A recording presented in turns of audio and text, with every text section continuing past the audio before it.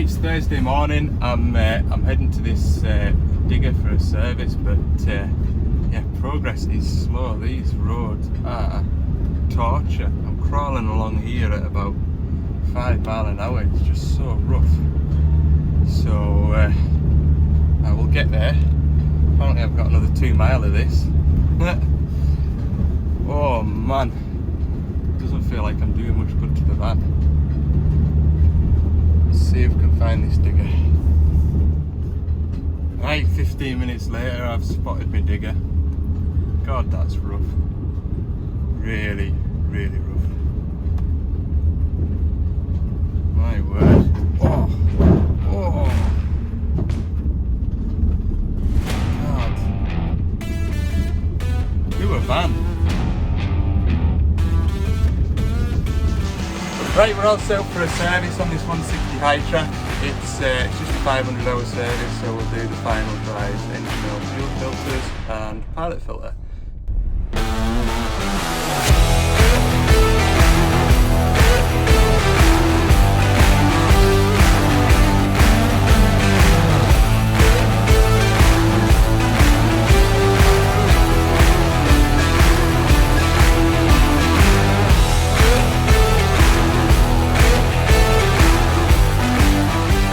That digger serviced, all done, and yeah, I thought I'll show you a couple of mods that I've done to this digger over the years.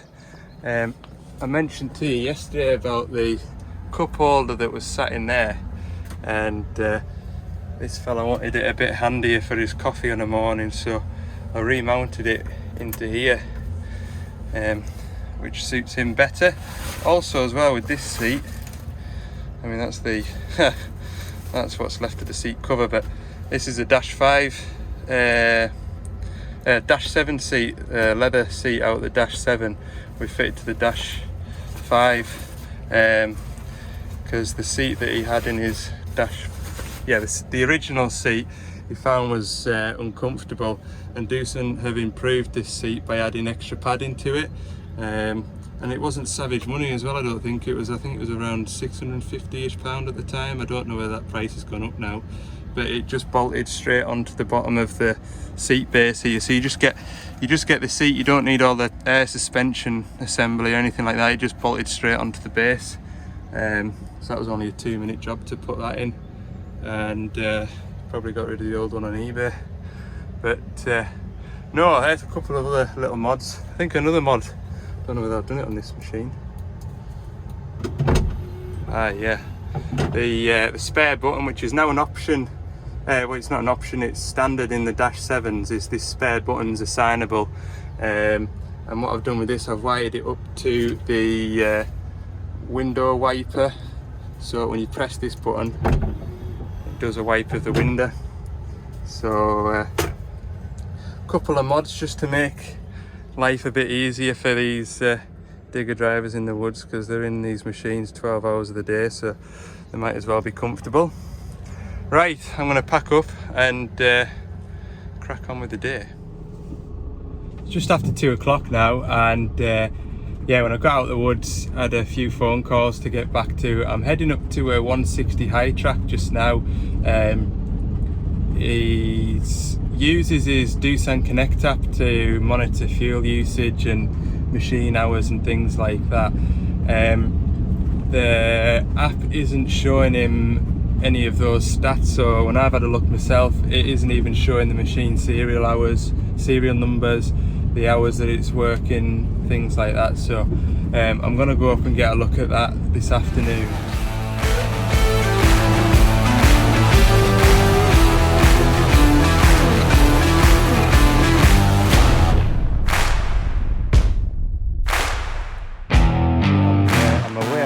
Beyond here now. Been here before, you might recognise it if you go back to some of my older videos, but found my digger. It's on that bit of a steep click there, so I'll just pull it up next to the van here. But I'll show you these tractors here. They're pretty cool. So you have a look over on that hillside over there, see lots of straight lines.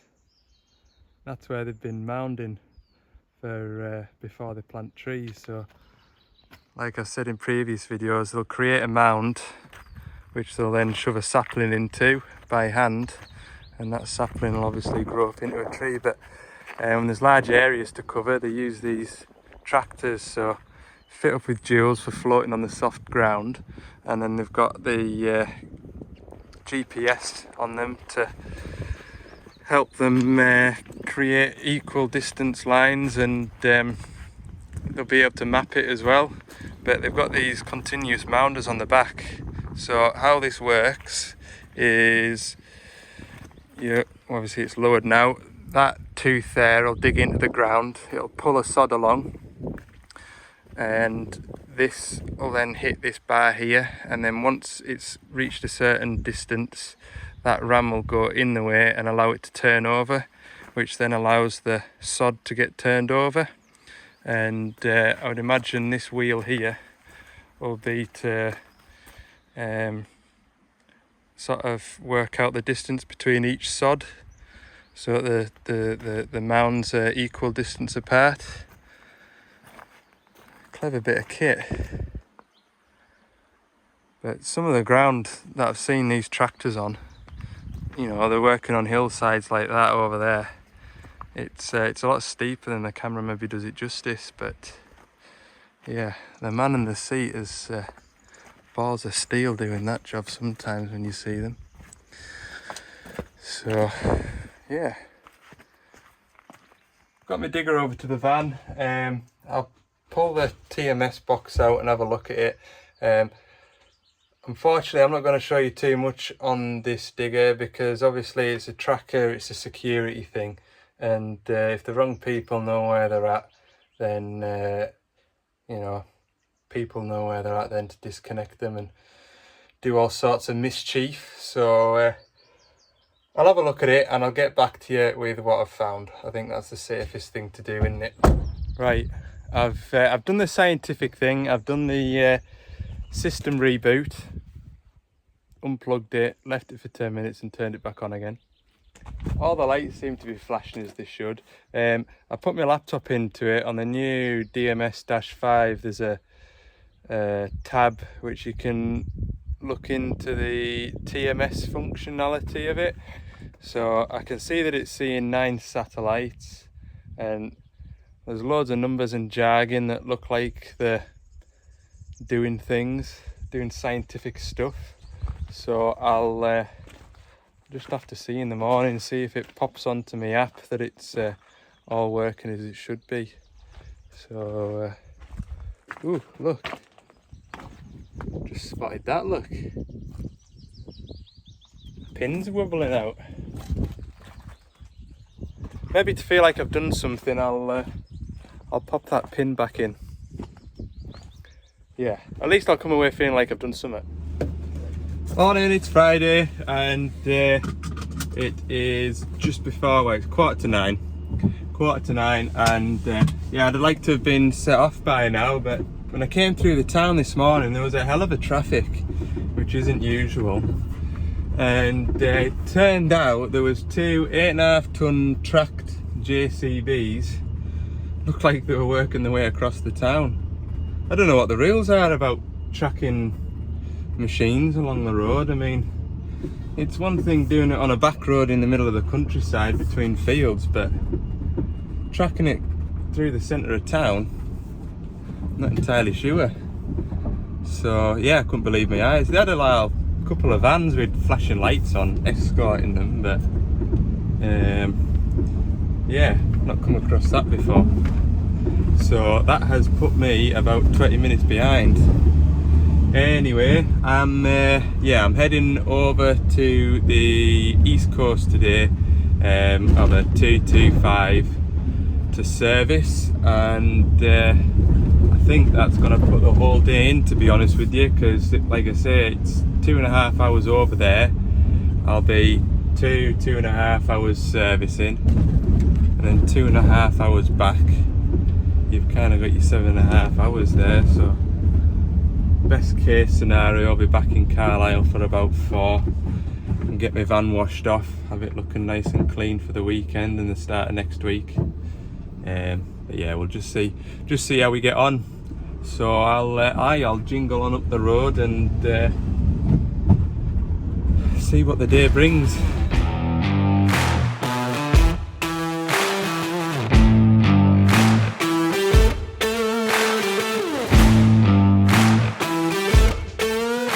So I've made it to my machine. The driver's waited for us in that village there to take us to it, and please do, because I don't think I would have found it here.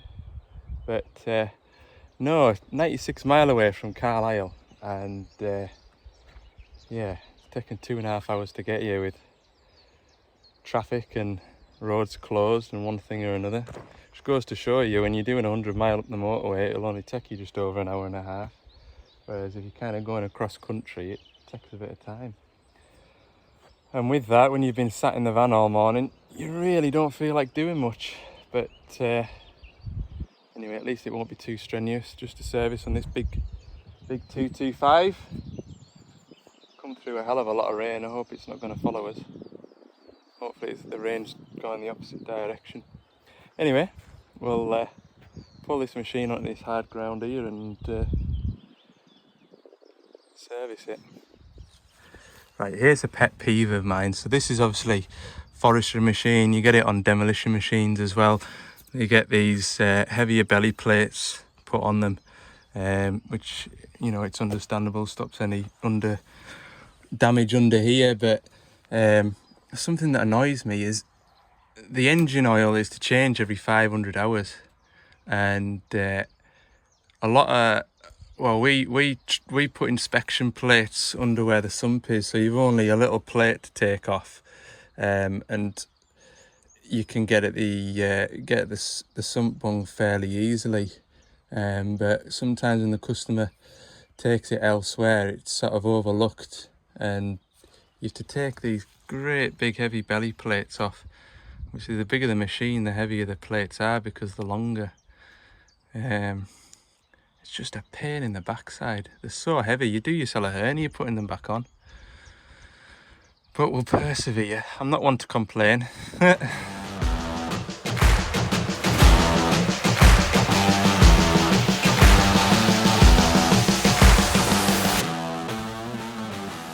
Dropping the engine oil out of this now. Once upon a time, when you bought a new machine, you used to get a pipe like this to screw onto the bottom of your sump to service them. I don't believe you do anymore. They have got a part number and you can buy them from the spare parts department, but yeah, they're great. Like, I mean, you could take that, I think that's 36 mil. You could take that sump bung out and drop your engine oil that way, but running it through a pipe like that, it's great because it just makes no mess at all. The wind can't catch it and splatter it all over your undercarriage, so they're really handy. So that's the water and fuel filter change. So this is the first filter that the diesel will pass through from the tank. So that's the tank side there that will go into the filter head, out of here onto the lift pump, which is a mechanical lift pump. So when you're turning the engine over, that then draws the diesel out of this filter and then into the primary fuel filter, which then goes into the high pressure fuel pump. What I always do, I always put fuel filters on empty. I never pre-fill them, just because there's less chance of adding contaminants into the fuel system. And when these machines, the fuel system's running at a really high fuel pressure, contaminants, small particles of grit can cause big problems. So if I fill the fuel filters by using the hand primer, as you should, then all the fuel that's going through the system is filtered.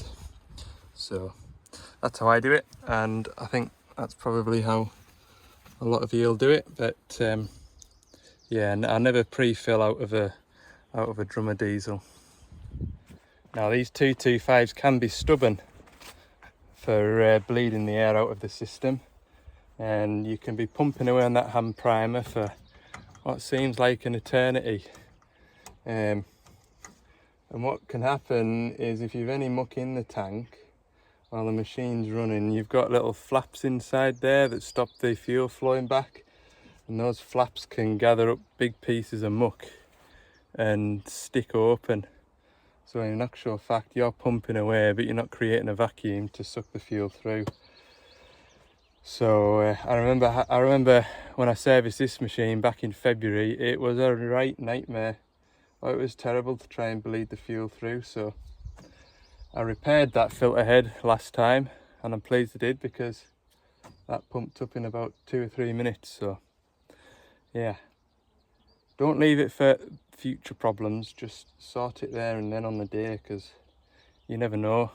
Come to service it next time, it might be pouring with rain, or you're in a hurry to be somewhere else. So cleaning that out makes a big difference. You've only yourself to look after. So I've changed the fuel filter, bled the fuel through that, and I've put the new engine oil filter on. Last filter is the pilot filter in here, so that's what they look like. And yeah, I'll show you how they look when they're a few hundred hours old. I'll pull that canister out and get the worst of the oil out, give it a wipe with a clean rag.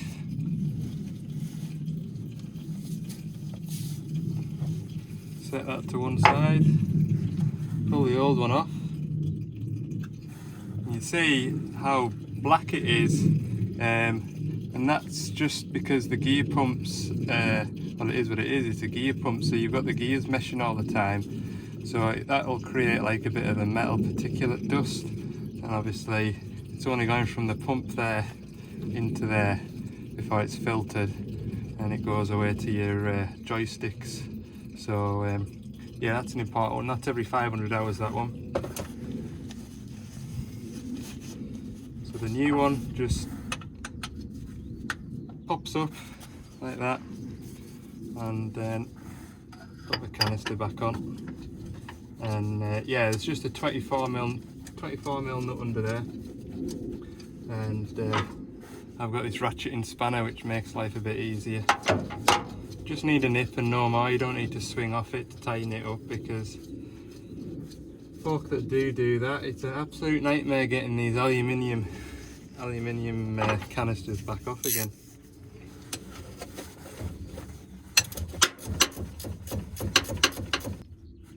That's all it needs. Give it a wipe off, stop it dripping. There we go. That's that done. Gently bring this out. Right, that's the service complete. I just need to put oil in my hubs, and up here I've got that pre-cleaner. I'll take this pre-cleaner off and yeah, empty that bowl. There we go. It doesn't need to be clean enough to drink your tea or coffee from, but all the dust's out of it.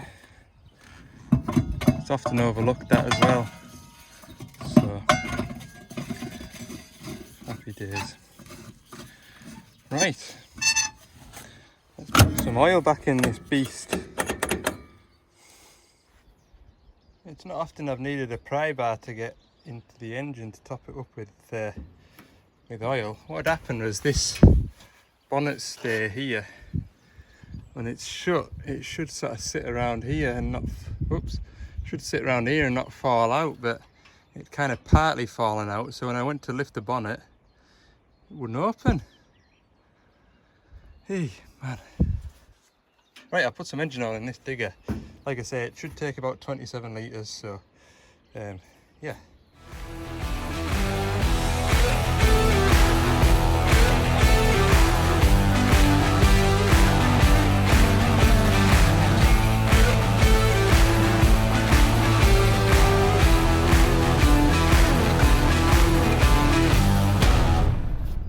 Had to be 27 litres of engine oil in. I was almost bang on judging how much I'd poured out of that drum. I just ever so slightly shy by about a cupful maybe, so I've just topped it up. Right, I'll just put some gear oil back into these final drives. So what I was wondering, so when I go onto my YouTube channel. You get various different analytics and things like that, so you can kind of see the percentage of the audience watches from the UK, Ireland. There's 1 or 2 in Australia, New Zealand, India, Canada, the US. So let us know whereabouts you're watching from, or sort of roughly in the UK whereabouts you're watching from if you're in the UK, because just find it interesting. And also as well, you can see what the majority of your audience watches, or you know, where the traffic came from to watch your video. So quite a lot of you seem to be watching Tom Pemberton and Ollie Blogs and George Saunders. So sort of, if you put your whereabouts you're watching from, and maybe the top 3 YouTubers that you watch on YouTube as well, just find it interesting. Myself personally, I always watch Ollie Blogs every day. It was his videos really that kind of give us the sort of idea of doing this channel myself. So yeah, I like his style of videos, the sort of 10 to 15 minutes long, short snippets throughout his day, and sort of generally quite interesting. And then I watch George Saunders, and another YouTuber that I watch is Dove Farms. So he's an arable farmer over in is it Yorkshire? Somewhere out East Yorkshire I think he is, and he runs a bit of older equipment, and that's kind of interesting as well. So let us know in the comments sort of where you're watching from and the top 3 YouTubers that you watch as well, and I'll maybe go and have a nosy at some of the ones that I've never came across before. But yeah, we're fast approaching 1,000 subscribers now, which is pretty unbelievable, to be honest with you.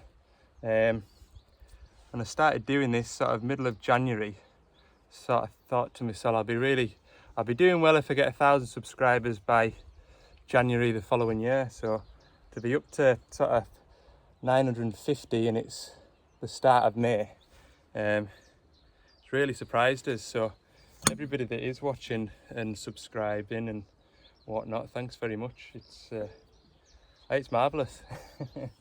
Well, and I'll certainly continue to keep making these videos because I enjoy sort of putting them together as well. It's quite when I watch them back while I'm editing them, you kind of realise how much you get done in a week, or to be fair, the last couple of days it doesn't feel like I've done an awful lot. But yeah, if you wouldn't mind in the comments, just yeah, see what the script is there. So right, I'll go do the other side. But yeah, my interest in sort of from a young age has been in farming and agriculture, and sort of before I left school I started doing a bit of tractor work on a local farm, and a couple of my mates, they're also farmers or contractors, so I do a bit of work with them as well in the summertime, do a bit of tractor driving and whatnot.